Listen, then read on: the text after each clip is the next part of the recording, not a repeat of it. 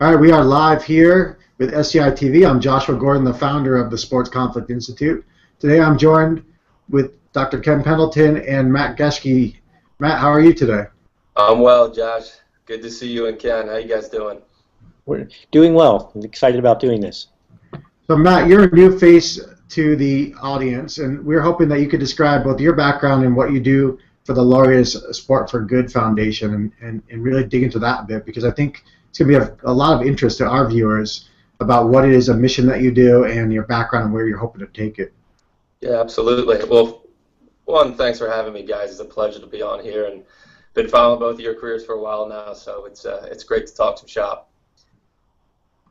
Laureus overall is what it is. It's a Sport for Good foundation. It was founded 15 years ago under the idea that sport has the power to change the world. And that quote itself came from our patron, the late, great Nelson Mandela, at our first award show when he uttered those words and really became the catalyst behind the foundation. We started funding projects in 4 countries. Its focal point was using sport to really tackle some of the most challenging social ills, whether it's HIV and AIDS in South Africa or peace building in the Middle East. There's a soccer program that we fund in Cambodia that teaches kids about landmines, to a huge coaching program that we support here in the United States. The fundamental theme is sport. And from those beginnings 15 years ago till now, we have funded over 140 projects in 35 countries, over $80 million of investment. We've seen programs that started off with 5 people and 2 coaches grow now to multiple countries and a vast array of coaches and techniques that the U.S. State Department is hiring them to go teach in Yemen and Azerbaijan and Colombia. So the sport for development sector is starting to gain some roots in places that would not normally do.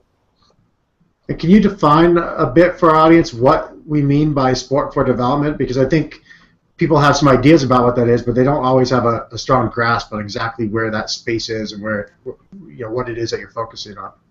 Yeah, absolutely. It's really a methodology. It's using sport, the power of sport, to engage youth in a way that hasn't been done before. So sport is the hook. So you get kids to come out and play soccer or swimming or lacrosse or in some cases dance and rock climbing. It really is a vast array. And it's using that intentionality behind sport to engage the kids mostly the hard to reach kids that not normally would do sport, and really engage them in a way where they start to feel comfortable around the sport and they start to engage with their coaches and those mentors, and they really start to open up, whether it's homelessness or poverty or sexual abuse or physical abuse, that those coaches become a conduit for really trying to create change in those really difficult situations that we find youth in, and they don't really have anybody to turn to. And sport really provides that catalyst for those type of interventions. Well, this sounds really positive, and I can't imagine anybody being opposed to this, but what are the biggest challenges you face? I think the belief that can really happen, Ken. It's all well and good to tell these anecdotal stories around Jimmy and Susie had good coaches and they went on to become physically fit college graduates. But the challenge with sport for development, because it is so, it's not data focused. It's what we're trying to do at Laureus is try and get big data to really try and show the impact of an investment in sport. Because people would rather give money directly to poverty alleviation or job creation or schools than give it to a sports program, even though the sports program is able to, or hopefully will be able to, show that the impact of the investment in sport creates a higher return in the education field than just simply giving it to more books or classroom time. So Matt, how do you guys, interesting topic, how do you guys determine if a project is successful or not? You mentioned trying to lean more towards big data as you move forward, but right now, what are the ways you say, yeah, that was a great project, or this one missed the mark a little bit? I think we look at attrition. Even if you start out with 5 kids and you grow to 10, that's success. That means things are starting to happen. The kids believe, they want to come back. they're committed to the program. I think number one, it's a big number to look at. And we're not looking at if you impact 90,000 kids or 5 kids. We're looking at those rates going up. That whatever your methodology is, that's firmly based in sports-based youth development, but that you're starting to gain momentum with kids, that the community then and the parental involvement, and you're starting this ecosystem that's being built up around sport. I think that is a big indicator that we see. We're really starting to look at around the coaching piece, if coaches are using their time as a stepping stone for employment. You have a lot of 18 to 24-year-olds, especially in New Orleans, where our biggest investment is. The unemployment rate is 23%. So can they use their role as a coach as a stepping stone for further employment? Can they use it as a piece for leadership development? Can they use it as a piece for conflict resolution? Can they use it as a piece for taking on a management role, which they never would have got that shot? So those type of longitudinal studies, I think, are where we're headed, Josh. And the challenge is that we're still in this beginning of formulating those theories. How do you select the coaches? How do you make sure that this is going to be a coach that embraces what you're trying to do, as opposed to someone who's just saying, yes, I'd like to be able to say I'm doing something like this?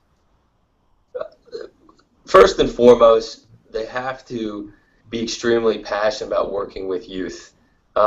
It's not that they have to be a great X and O coach, or they don't have to be the next John Wooden. They have to be able to connect with kids and be extremely passionate about working with youth. So that would be first and foremost, Ken. The second piece is what we're investing in a program called Coach Across America, which is developed by this incredible organization called Up to Us. And they're a coalition of 700 nonprofits that use sport for social change around the country. And what they pride themselves on is that 85% of their coaches come from those local communities. So that would be the second piece, that they understand what it's like to walk home from school in a gang-infested area, that they understand of what it's like to go home to a home where there's no one there and the electricity bill might have not got paid for 2 months, or what it's like to go through some abuse, or those issues that those coaches can really connect in on a very, very basic level. So 85% of those coaches come from that area. So if you're passionate about youth and you can connect with youth because you understand what they're going through, those are 2 big pivot points for us for success. And Matt, one of the things we debate at times in the classroom in a sport and society class that I teach is this idea of whether sport builds character inherently or whether we have to really set up a certain set of parameters to make sure that sport has that impact. I'd love to get your input on, from your experience, how much sport just inherently builds character, or do we need to structure it in a way that makes sure that character is a part of the work that we're doing? That's a tough question, Josh. I'm sure there's some great debates in class for sure. I think it inherently builds character to a point. I mean, I really firmly believe in coaching, and if you have the right coaches, and those coaches are trained in a way where they have an ability to communicate with kids and with people on their team in a motivational way instead of a yelling way or a punishing way, I think you're going to see character just escalate. I think people get that from sports just because you have to win or lose, you have to compete, you have to get along with your teammates, you have to work together, you yourself have to be determined and self-disciplined if you want to be successful.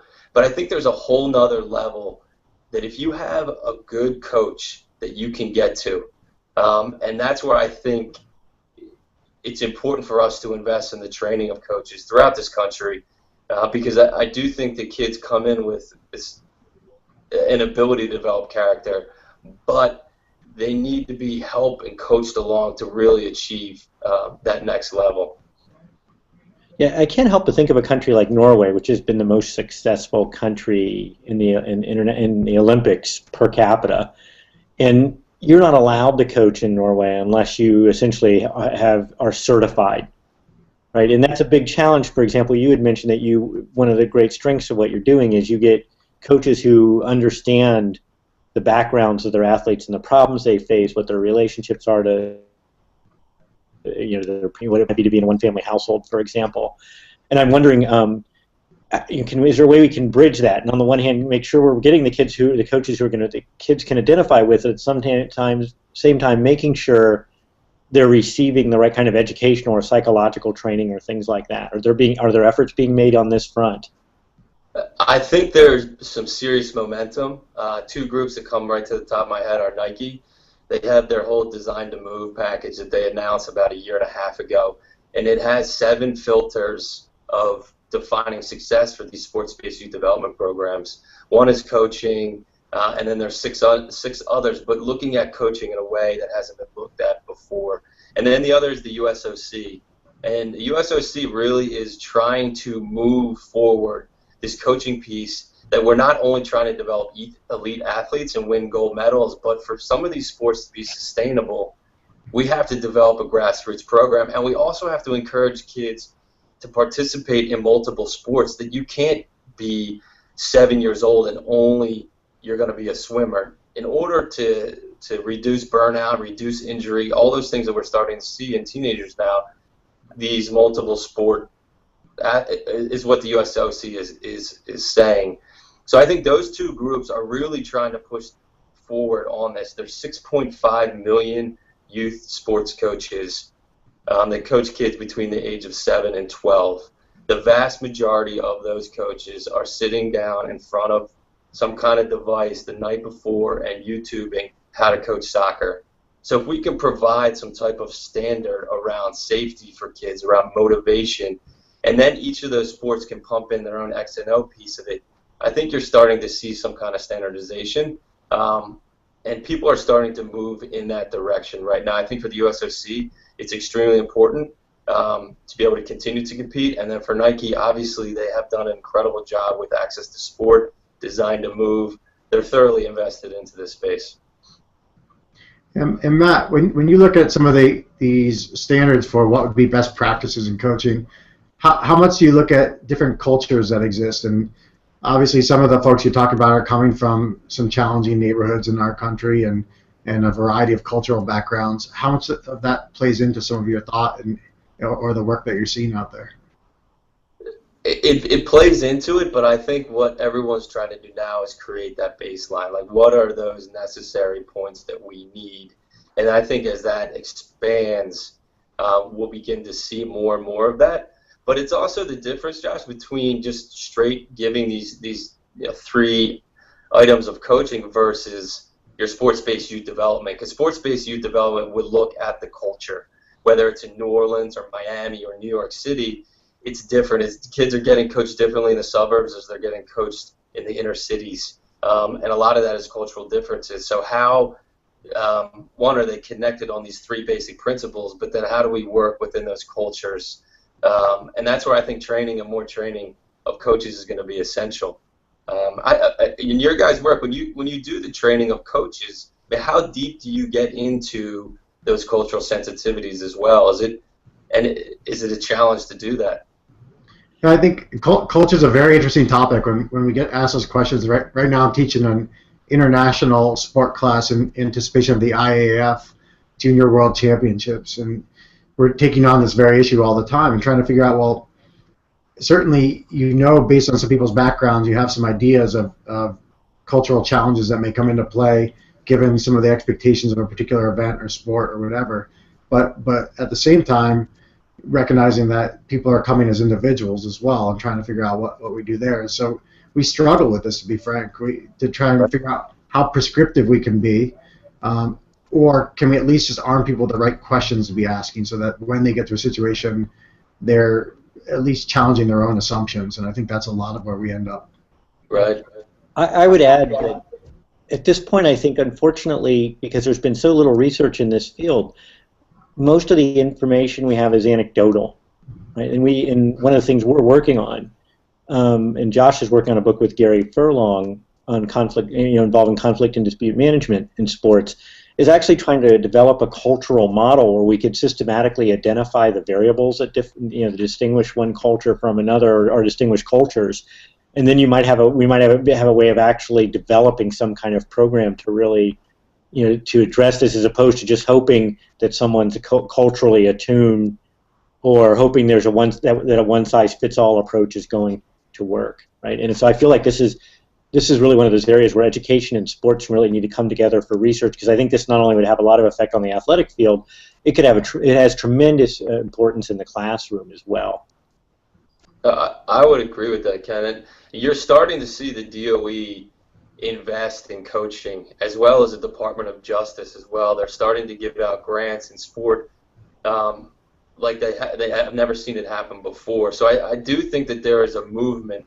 The funny thing is that they're cutting school budgets for after-school activities around sport. So I'm getting some mixed messages, but overall, I do think this idea of a coach and a well-trained coach is gaining some significant momentum, because I do think people are starting to see how important that person is in a young person's life. I mean, behind parents, coaches are number one behind parents as far as what kids trust and who they want to be around. Yeah, it's very interesting. It goes back to the question we were talking about character development in sport, and how if you get the right coach, how pivotal that can be towards changing a young athlete's life, really. And yet at the same time, we focus a little bit on some of the things that go wrong in sport too. And so we see, this week in Indiana, we had a basketball team, a high school basketball team, that was doing severe hazing right on the back of the bus, and how damaging that can be. And 4 coaches sat idly by and watched and ultimately got fired. And we have lots of these examples. So I think one of the fun things for us is seeing a foundation like yours that has a real mission to it, to make sure that those aren't the way people experience sport, and in fact see the value of sport and go way beyond that. And so I think one of the things that impresses me about your organization is some of the people and partners you have involved. And maybe you could share with our audience a bit about some of the high-profile folks that are involved, to make sure that you are doing the right things out there. Yeah, absolutely. It's one of the very exciting parts of what the foundation stands for. Laureus itself, I guess I'll start at the beginning. When we did start 15 years ago, besides the foundation, there's 2 other big buckets. And the first is the Laureus World Sports Awards, which happen every year all over the world. And it has a very international feel to it. It's the Oscars for sport. I guess the Americans would see it as maybe the ESPY Awards would be probably the equivalent here in the U.S. And this past year was in Kuala Lumpur, Malaysia. And it really is a celebration of sport, and it's a celebration of sport across the board. And those awards are given out: Sportsman of the Year, Sportsman of the Year, Sportswoman of the Year, Sports Team of the Year, Comeback of the Year. I mean, your usual awards. They give out a Sport for Good award as well. But what makes it very unique is the third piece of Laureus, and that is this iconic group of men and women called the Laureus World Sports Academy. It's chaired by Edwin Moses, who is a 2-time gold medalist in the hurdles. Didn't lose for 9 years, 9 months, and 9 days. Josh, I'm sure you know him well. I do. Incredible competitor, but also someone who sits on the USADA board and is very much into the essence of sport, and that we're going to line up, touch our toes, and then whoever can get there at the end wins. And it's not performance-enhancing drugs. It's not anything else that would come into it. Just you against that. Who trained better? Who's smarter? Who was a better nutritionist? And we'll go at it. So he's the chairperson. And then around him is Martina Navratilova and Tony Hawk and Marcus Allen, Monica Seles. For you international viewers, we have Ian Botham, the famous cricketer from the UK, as well as Sir Bobby Charlton, who led, what year was that, Ken, 64? 66. He led England to the World Cup. That's right. And it truly is an international celebration of sport, and these most iconic sportsmen and women that champion our cause around the world. And I got a call the other day around some of our Academy members, and the question was, do these men and women do things, or are they just really figureheads for your organization? And my answer is they really believe in it. They show up to things. They sit on panels. They do interviews. They help us fundraise. They help raise awareness. They are committed men and women to using their bully pulpit, basically, to help engage people and convince them that sport really is worth investing in. Right. I'll give you an example with Bobby Charlton. I once saw a piece where it was about 15 years ago. He was in Africa, in sub-Saharan Africa, And he had him and a bunch of other geezers, and at this point he was about 50. So when I use the word geezer, it's relative. But compared to who they were playing, which was 17-year-olds, they were geezers. And basically, what he wanted to show the players was that he and these geezers, because they understand how to play the game, even though they're not as athletic, not as fast, could be national team quality players, and they did. They essentially, you know, and it was this real important cognitive lesson about teamwork. That, you know, that they were never going to learn if they heard it, saw it on a chalkboard. They would just think, oh, the old man's talking out. You know, we'd beat him on the field. He could never mark me. And all of a sudden, a well-organized team of old guys could basically, you know, run circles around, or at least prevent the young people from running circles around them. And you could really see these kids going, you know, their eyes had opened to how important it was to communicate, to be well organized, to actually plan how to lead a player into a position where they had no options open to them, things like that. And so, you know, I think it's a great example of the kind of hands-on approach, or, you know, that someone like Charlton can take. It's not just that he's saying, oh, I'll lend my name to this, go raise money for something that's good. Yeah, that it does not happen. To see Marcus Allen in front of 80 coaches in Chicago 2 months ago and express his passion for what they're about to do and the encouragement he was giving him, it was really amazing. So that's the type of people that we're surrounded with, and we feel very fortunate to have their support. And how much are you guys able to hop in when something happens in the world of sport? For example, Donald Sterling in the last week. Does your board, are they able to chime in and be a counter voice and talk about, you know, what that model is that you guys are proposing compared to, you know, some of the bad models that are also out there for, you know, role models and figures out there in sport? How do you offset that in a purposeful way? I think it's through our investment and what we're funding. They would take a stance as individuals, but outside of the Laureus realm. Martina Navratilova, for example, is very active on Twitter. She's a strong voice for the LGBT movement, but she does it outside of her Laureus capacity. So something like a Donald Sterling, that would come from the individual athlete. But we really let our funding do the talking in that way, and not really making statements around what's happening within the world of sports in that way. Have the major leagues stepped up so far? Are they shown an interest in what you're doing? Yeah, I could say yes and no. We have relationships with the leagues, but they have their own corporate social responsibility initiatives that they do. NBA Cares and NFL Play 60 and MLS Works, and so they're very focused on what they're doing there, and they're very focused on almost like a return for for whoever is paying for what that initiative is, and that's really a slippery slope for them as well. And I do challenge those leagues to think differently about that. And to their credit, they are starting to think about sport for development in a different way than they have before. And I'm excited about where they're taking their platforms, because I do think the sport overall, which is over a $400 billion industry globally, has the opportunity to create real change. And one of the questions I wanted to throw out to the group is, do these mega events like the Olympics and the World Cup or the Super Bowl, do they also have to carry a social conscience and say, you know, we're going to be investing in Rio for the next probably 4 years. We should really try and tackle something else besides building a big event palace for Coca-Cola or McDonald's or those corporates that they have to create a return for. Yeah, let me start, and then I'll have Ken chime in as well. I was in New York this past week, and there was a woman talking about athletes and their philanthropic interests. And in particular, she started making the distinction between charity work and philanthropic work. And I thought, at least to start the conversation, it provided an interesting framework where she talked about things that were more charitable, like, you know, your traditions giving turkeys out on Thanksgiving, right? That kind of thing. And those are nice things, but they don't have that long-term impact where you change a whole neighborhood or anything like that.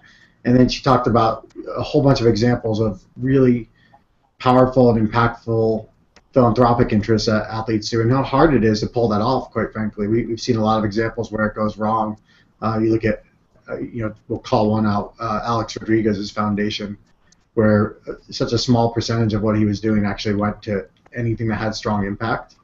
It became concerning. There's a lot of this movement to have this sense of responsibility for the athletes that I think the leagues have been on for a while as well. And so I think part of my answer would be that, yeah, to the extent that these events, these mega events and organizations can be philanthropic in what they're doing and do something that has lasting impact, I think that is tremendously exciting. I think if it's just more on the charity side, that's still okay, but I think that becomes a little intertwined with a marketing buzz where you do something that has a good photo op and it has athletes taking pictures, giving a turkey out or something like that, and yet it doesn't have the kind of impact that I think you guys stand for, right? Yeah, I would agree. Let me, I think what's going on in Rio right now in advance of the World Cup is sort of a fascinating case study on how a bunch of different issues are coming together, because you had this, when Brazil was awarded the World Cup many years ago, they had longer to prepare for this World Cup than any country in history. One of the promises they made to the public was that they were going to benefit from this with all sorts of infrastructural improvements, such as better public transportation, better airports, in addition to the things that were going to directly affect soccer, and that was the building of new stadia. And what's happened is the latter have been done barely. There are new stadiums, but the infrastructural projects were essentially abandoned. And as we saw last summer during the Confederations Cup, which is essentially a dress rehearsal for the World Cup, the Brazilian public, started protesting en masse, and all of a sudden the attention that FIFA, the world governing body for soccer, gave to hospitality suites for corporate elites became part of the conversation, because now it essentially was, is this the way money should be appropriated? Whereas in previous World Cups, FIFA never had to worry about these issues. All of a sudden, it's front and center, and I've been talking to Brazilian people who've said they honestly hope that Brazil, God doesn't win the World Cup, because they're so disappointed in the way this development has gone, and they feel like FIFA and the Brazilian government have essentially shown through their handling of the organization in this and their priorities that they're more concerned with with their own narrow interests than they are the overall interests of the Brazilian people. And so this is really one of those moments where sport. We've talked about sports and social good here, but we've kept the word out of politics out of our conversation so far. But in this case, politics have become unavoidably part of the issue because of the way in which this situation was managed. There was a consensus in the beginning on what the goals were from the point of view of the Brazilian government and FIFA, but by the failure to actually act upon that consensus, they've essentially ignited potentially dramatic social and political showdown starting in mid-June. I would agree, Ken. I think these mega events too there's only 3 or 4 countries now that can support these events. I mean, it's great that it's happening in Brazil, but this is that other piece that Brazil needs so much more within their infrastructure, and this promise that FIFA's coming in and the IOC's coming in, you're going to get roads and healthcare systems and classrooms, and that's just gonna spring up, as well as the stadium just seems to me has fallen significantly flat in Rio, and I think it is a cautionary tale of the countries that are starting to receive the bids for future Olympics and future World Cups. Yeah, my old hometown Boston has been debating right now about whether or not to put a bid in to host the Olympics, and there's a lot of these issues just coming up again and again about how much of this is really going to be a positive impact on the community, or could that money be spent better elsewhere? And so I think when it becomes such a large scale, the idea of is it going to be transformative for an area or not becomes really essential to the decision-making criteria. And I think part of what occurs to me as you ask the question, Matt, is can we make a compelling argument that doing good in sports is actually good for business, right? And I think then you start to align interests if we can make that argument. Or any thoughts on that? I mean, are you seeing that for your corporate partners, that as they do good in sports, that's good, gives them a good return and gives them the type of profile and impact they want to have from a brand and business standpoint?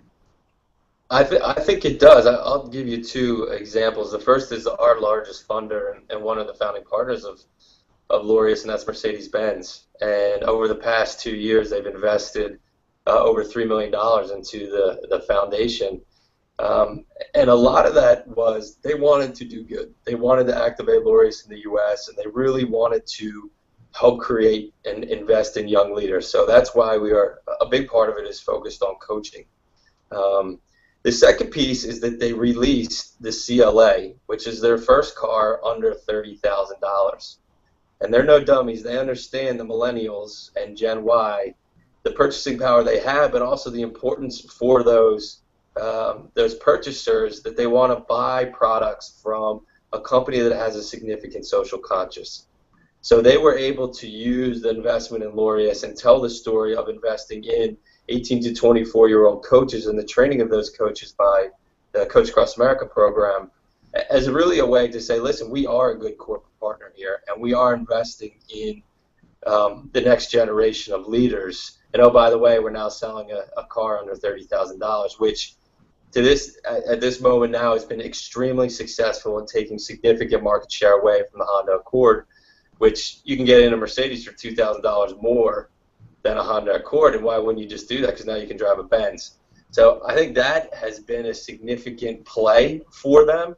And Audi now has followed suit. Audi has a car now for the first time under $30,000 as well. So you're beginning to see these major car companies start to look at the millennials and Gen Y as that next Mercedes owner.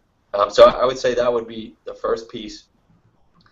The second piece where I'm really starting to see it now is just in healthcare. And Kaiser has been an incredible leader in this and really trying to use sport as a preventative way, because their healthcare costs are going through the roof, and they know what's happening with juvenile diabetes. They know what happens with obesity. A third of the kids in this country are overweight or obese by third grade. They spend 7 hours a day in front of a screen. So those are the things that are going to impact Kaiser significantly in their business model as it moves into the future. So they have been very aggressive with preventative care, investing in sport for development programs, investing in 5Ks, investing to get people physically active and get them out and about, because the return on that is going to be lower cost to them. So those, I would say, are the two big corporates that I see in this space right now that we've seen significantly. What I'm hearing here is a movement from a relatively narrow focus to realizing that it's actually in your best interest as a business, never mind from a moral or social point of view, but as a business to think of things more holistically. And so I think one of the things that's happened, especially with American sports, it's very different than the rest of the world, is American sports essentially broke away from any governing bodies. So in soccer, to take the most obvious example, in almost every country in the world, the leagues, the equivalent to the NFL in England, the English Premier League, is actually still to some degree under the auspices of the English Football Association. In the United States, that's not true at all. The NFL doesn't answer to anyone in a direct way. So to give you a dramatic example, up until 1988, in England, 50% of the TV revenue was actually distributed to what would be the equivalent of the minor leagues, because that was in the best interest of soccer development in the country. And what's happened with American sports is, in the NFL we'll use as an example, is you generate $9 billion, but it's largely for the interest. That pie is largely going to the players, the owners, the coaches, what have you, and a relatively small percentage of it filters down. And when it does, it only filters down to things that directly relate to football. But I think what we're going to find is that all of a sudden you're going to have a more holistic approach. And I'll use an example with switching sports. Because it's not about picking on the NFL. Look at the NBA.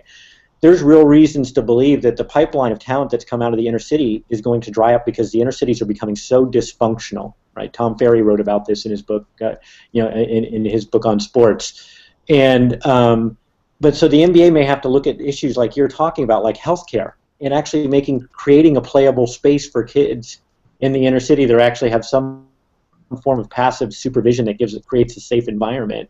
Whereas before they could say, we're going to give a little bit of money here. They may have to really think about making a much more substantial investment in thinking this in a much more holistic way than they have in the past, like you're talking about with Mercedes.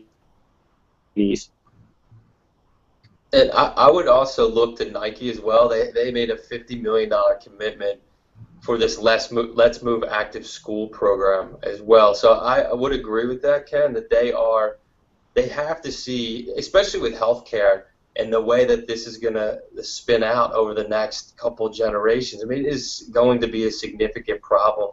We have boot camp for boot camp. We don't have enough fit people in this country to even talk about defense. So there is a long list around physical inactivity and obesity rates and the impact that that's going to have. And not only here in the United States, but you look at China's population, you look at India, the healthcare costs are going to cripple those countries in their economic growth. So to get people more involved in sports, and I think looking outside of your traditional sports as well, that the attrition rates of young girls by the time they get to high school is significant. It's 10% every year past grade 7 that they drop out. So how do we continue to engage young girls in that way so that they're not dropping out, they're not committing risky behavior, they're not not being physically active and getting all those great things that we know inherently comes with sport. So if companies like Nike and Kaiser and Mercedes and people are starting to get in line because they understand that it's not just about sport. That's going back to the initial thoughts around this conversation. It's really a methodology. It's intentional focus to get people, one, physically active, but two, to help that create change in communities. And I do think this is why it's an exciting time to be involved in sport for development. And Matt, you guys take on so many really interesting and exciting projects. Which one for you do you find yourself most personally excited about, and what are you really charged up about that you guys are involved in one way or another? I would say near and dear to my heart, and this is really how I got into sport for development. I lived in South Africa for 2 years and worked for an organization called PeacePlayers International, which uses basketball to educate kids and communities about HIV and AIDS. So I really did see it on the grassroots level of young coaches, 18 to 24-year-olds, who were either living with HIV or a family member that was infected by HIV, and them using that platform to educate kids that were 7, 8, 9, 10 years old, and really trying to change a generation of young people through their leadership. So that's really how I got connected. Laureus still funds PeacePlayers, and PeacePlayers has now grown into Cyprus, the Middle East, and Northern Ireland, where they use sport in a different way, and that's more for peace building and reconciliation. So I'd say, Josh, that's really how I got connected to it. Some of the projects that I've seen in the U.S. that are really exciting to me, one is the program we fund significantly now. It's called the Coach Across America Project program. And if you look at the way Teach for America was set up, it's similar in a lot of ways, where to have 18 to 24-year-olds, some are college graduates, some are community school, some are just, this is their employment piece, and they're trained in this sports-based youth development, this trauma-sensitive training to really attack these social issues at the root. And then they're placed at community-based organizations. So the three of us run a track and field program in Boston, and it's just the three of us, and we're doing all we can just to stay afloat. We would apply to a Coach Across America, or for a Coach Across America coach, we'd get a young man or woman that has been trained by up to us in this sports-based youth development, and then we'd be able to put them in front of kids immediately, which to me is really exciting, because you have so many small organizations that run on like $150,000 budget, but they're impacting so many kids in their community. This is the way to alleviate some of that pressure for them and to impact additional kids. I can't help but think about PE class. Yeah, PE class as well, Ken. The other organization that I really am excited about is Playworks, and they are also a national in-school coaching program. We're up to us as the after-school coaching, and these guys work in school, developing recess, developing almost PE for the schools. They're subsidized by foundations like Laureus. The school puts up half the amount, and then the other is subsidized by Playworks.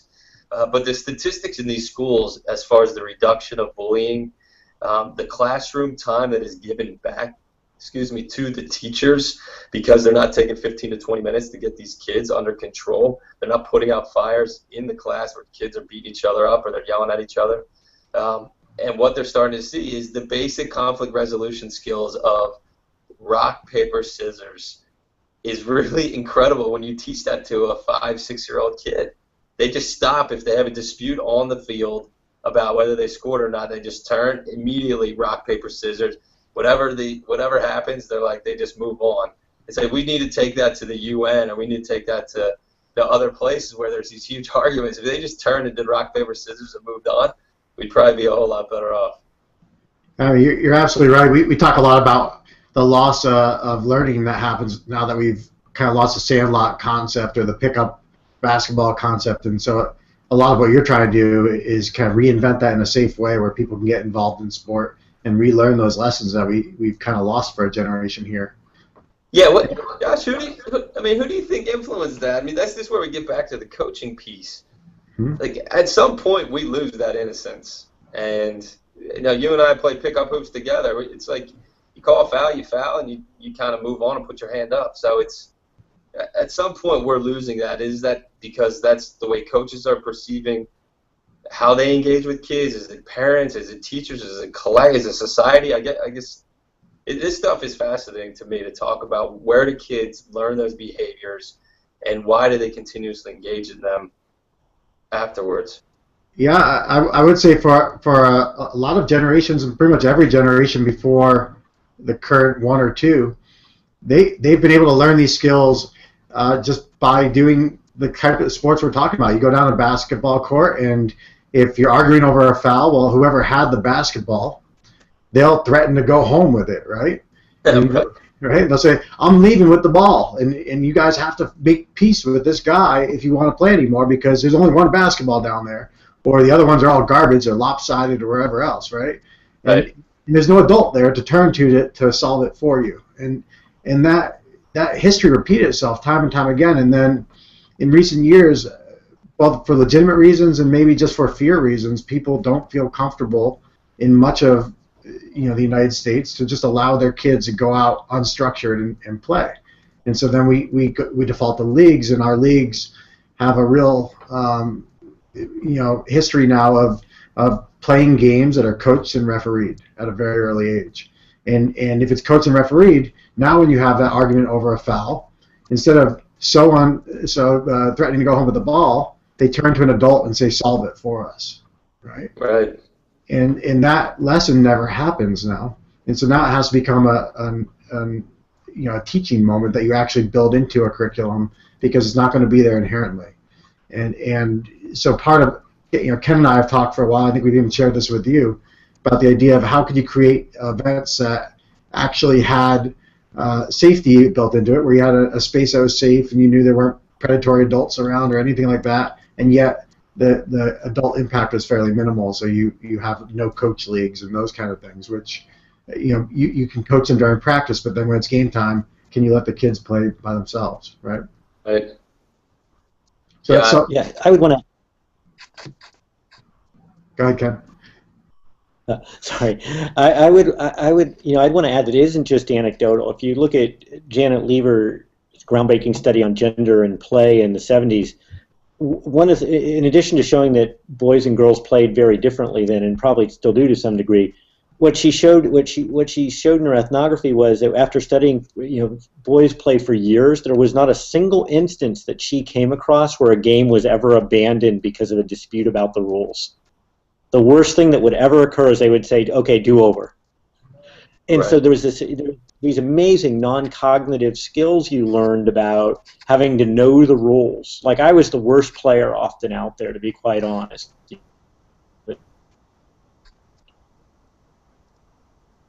Guy's really good for a legally blind guy. Good enough to be allowed. I was the first one that got to talk about the rules because I knew him better than everyone else. And so you really had this incentive to learn things because I had a rhetorical value to whatever team had me.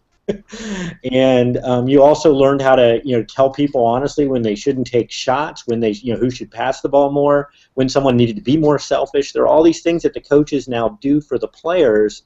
And if we think of sports in terms of teaching these incredibly important non-cognitive skills, I think we need to ask a really basic question, which is there too much supervision? Is the supervision actually undermining the goal that we've more or less taken for granted is justifying playing sports for the last 150 years? It's a really important topic, and certainly it'd be something interesting to see what you see over the years ahead, Matt, as you continue to get involved with various organizations out there. What I'm hoping we might do as a way to wrap is ask you, Matt, to help our audience mobilize in ways that are meaningful. So what are ways people can get involved in this space? We have so many people who are constantly wanting to get involved in sport as part of their career or as part of their volunteer efforts. How can they get involved in what you're all doing and help be part of this exciting initiative that you're doing? What our websites are LaureusUSA.com. It'll give you a wide range of what we're doing in the U.S. Laureus.com is the parent organization that's based in London, which will give you a bigger remit as far as what we're doing globally. Here in the U.S., I would say the volunteerism with young people is very much needed, especially as we see these organizations come online, like a PlayWorks, like Up to Us's Coach Across America program, Positive Coaching Alliance, Coaching Core. There's America Scores, which is across the country, uses soccer and poetry. So there are these community-based organizations and national organizations that are using sport. I would say Up to Us is a great resource to go on. They're a membership organizations. They have a list of all of their members, so there could potentially be some in your own backyard. PlayWorks is a great organization. They're always looking to hire young, enthusiastic, passionate people that want to be rock stars in their schools. And Coaching Core uses college-aged men and women to volunteer in the backyards of where they're going to university. So as far as people getting involved in that, I would definitely recommend those resources for you to check out. That's great. And Matt, we really want to thank you for joining us today. It's just a real pleasure to take time aside and showcase some of the great work that you're doing. Ken and I really enjoy watching what you're doing and are big fans of what you're doing as well. No, I appreciate that. It was always good catching up with you guys. I enjoyed my time in Oregon with both of you, and really wish you guys all the best in the new initiative. Great. Thanks again. Thank you, Matt.